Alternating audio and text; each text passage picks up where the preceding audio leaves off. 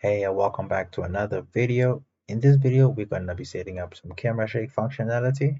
So with that, let's get started.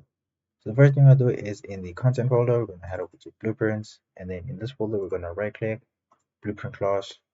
And then the blueprint class that we are looking for is the camera shake base. Select that.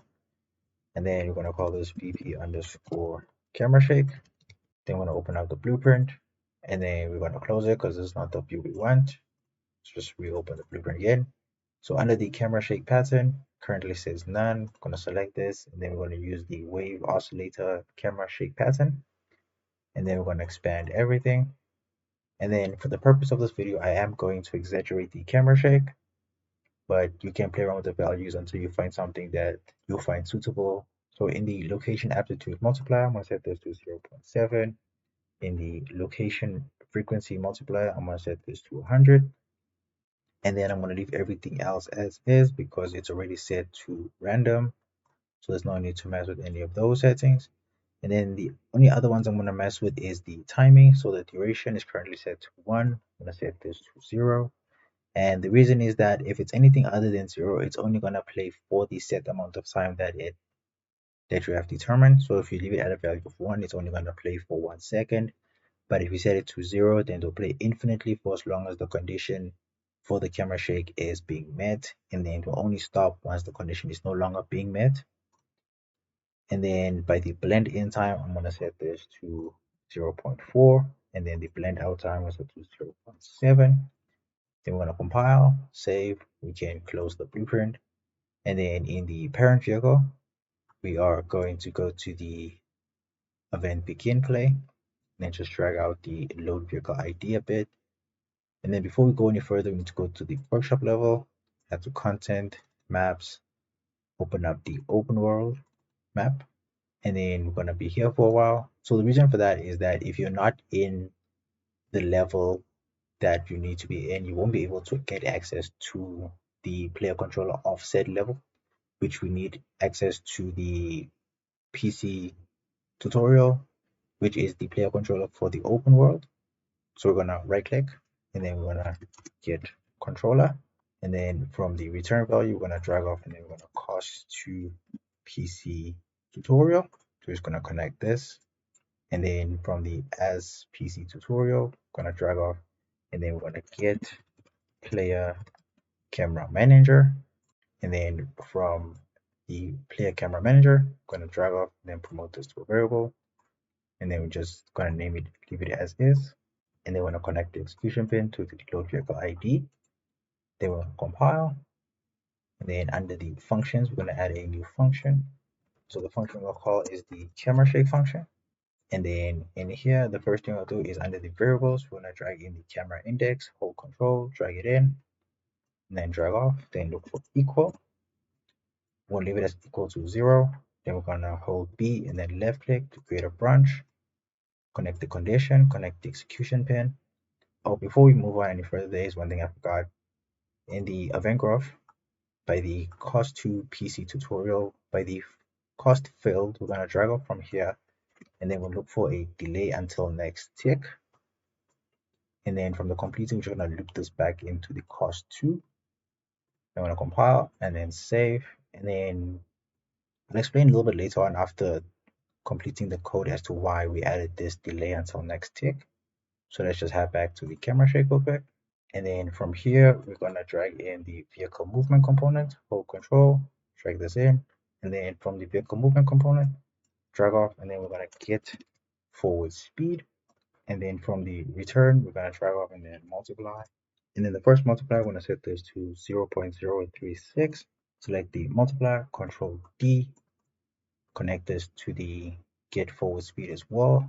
And then the bottom value, we're going to change this to 0.02237. And then from either multiplier, we're going to drag off and then look for a greater than. So I'm going to set mine to 163, and then select the greater than, Control D, set it to the other one. And then the other one I'm set to 101. So please make sure that whatever value you use, either for miles or kilometers, that the other one is then its equivalent. So in this case, 163 kilometers is approximately equal to 101 miles per hour. And then from the greater than, we're going to drag off and then we're going to look for the or, connect both to the or. Then we're going to add another branch node. So hold B again, left click, connect this to the true for the first branch, connect the condition, and then we're going to drag in the player camera manager, hold control, drag this in. And then from here, we're going to drag off and then we're going to look for start camera shake. And then the start camera shake, we're going to connect to the true for the second branch. And then the shake loss is the BP camera shake. And then the scale, we're going to leave it as 1. And then the play space, we're going to leave it as the camera local, since we only want the camera to shake and not, for example, if you set it to world, then the entire world is going to have the effect, not just the camera. Then from the player camera manager, we're going to drag off again, and then we're going to look for stop all camera shakes. And then we're going to connect this to the false, and then we're going to untick the immediately because we have set a blend in and blend out time. So the one to happen is when the condition is met that the player is going either faster than 163 kilometers or 101 miles per hour, we want then the camera to start shaking. But then when these conditions are not being met, we then want it to not shake. So at this point in time, it will apply to all cameras. But if you only want it to apply to the rear camera, which is the camera 0, we're going to go from the first branch, the false. We can also connect this to then the stop all camera shakes. So now we have told the code that if it's not the rear camera, then there shouldn't be any camera shake. Or if there is, or if the player is going slower than the specified time, then there should not be any camera shake. But if it is in fact the rear camera and the speed is greater than the set value, then there should be camera shake. So we're going to compile, save, head to the event graph, and then on the event tick, we are going to add the function, the camera shake function.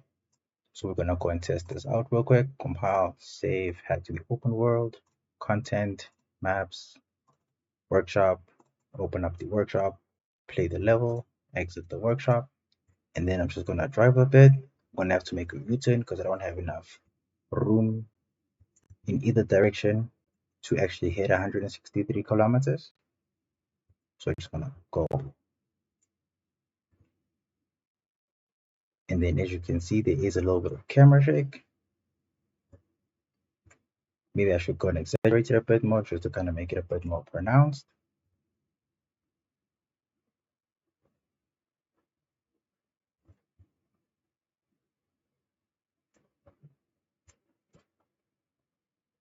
So then there is this error message that's going to pop up. This is pretty persistent. And the reason for that is when you're not in the level where set player controller is, which is in this case the PC tutorial, which is for the open world. So when you're in any other level besides the open world level where the player controller exists, this get controller cost 2 is going to constantly fail, which is why that error message popped up. Because every time we're in the workshop or in the main menu, or for example, in the dealership or the garage, it's going to constantly try to cost to the player controller for the open world. And every time it's going to fail, it's going to show you an error message saying that it failed to access the property and it couldn't execute then the code for the camera shake, which is on the event tick, since the event tick runs every frame.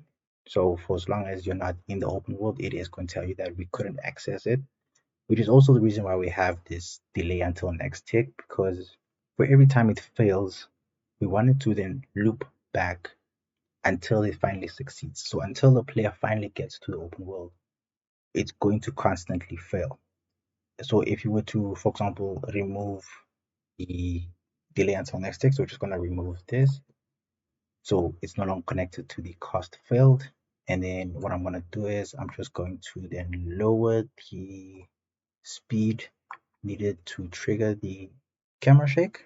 So I'm going to set this to 100, not 110, 100, and then 60. Then we're going to compile, save. So now that we have disconnected the delay until next tick. We play the level, exit, and then play. And then if we get up to speed, as you can see, once we get to 100, there is no more camera shake. So the camera shake no longer triggers at all. And the reason for that is that after the COS2 has failed, it isn't connected to anything. So once it fails, it fails. It's not going to attempt to run again in any way. So it's just going to come look for the player controller. It's not going to find the player controller. And then it's going to fail. And then it's going to end there. So it's not going to pursue anything further. So that's why we have the delay until next tick. So we're just going to connect this back up.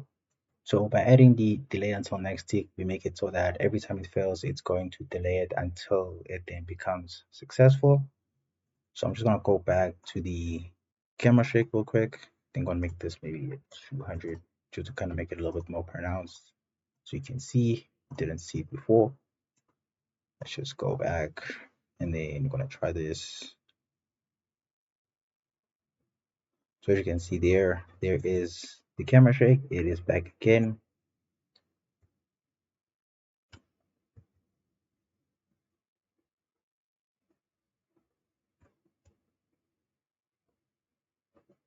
And then once you slow down and you're below the speed, it then stops. Also, let's test it out to see if it does then work with the other cameras. Just gonna speed off. The camera shakes when I turn to a different camera, and as you can see, so we have the error messages again, but now we're just gonna go back and make sure that it also works with the, or in fact, it doesn't work with the other cameras and not just the rear camera. So we're gonna go into the other cameras, gonna speed off. We're gonna hit 100, and then there's no camera shake.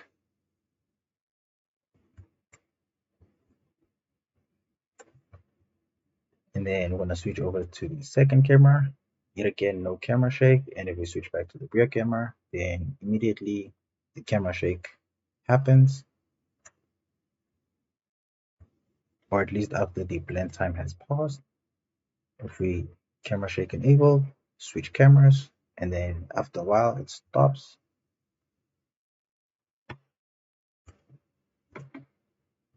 And then we have our error messages because it no longer has access, or it didn't have access to the player camera manager when we started the level in the workshop. But apart from that, the code does work. Just gonna set this back.